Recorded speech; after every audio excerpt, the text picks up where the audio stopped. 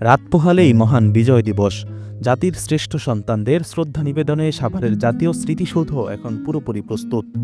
রংতুলিতে সাজিয়ে তোলা হয়েছে পুরো এলাকা। আলপনায় ফুটে উঠেছে বিজয়ের আনন্দচিত্র।